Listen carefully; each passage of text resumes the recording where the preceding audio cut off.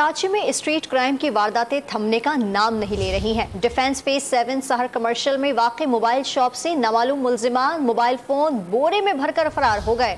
वारदात की CCTV footage भी मंजर आम पर आ गई। इस पर मजीद तफसीलात जानेंगे डॉन न्यूज़ के नुमाइंदे इमरान हफीज से।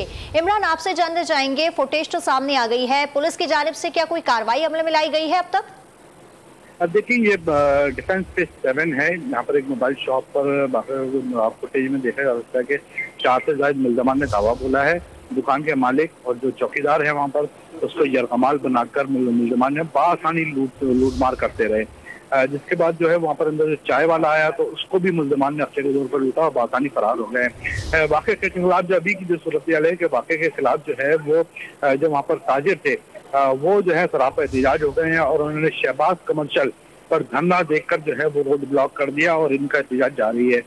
ताजिरों ने प्ले कार्ड भी उठा रखे हैं। ताजिरों का मुतालबा है कि जो है वो पुलिस जो है वो ताजिरों को फौरी तौर पर तहफ़्फ़ुज़ फराहम करे और जो लूटमार में मुलविस मुल्ज़मान हैं उनको जो है सीसीटीवी फुटेज जो पुलिस को फराहम की गई है उसकी मदद से जल्द अज जल्द गिरफ्तार किए जाए। जी, बहुत शुक्रिया आपका इमरान हफीज।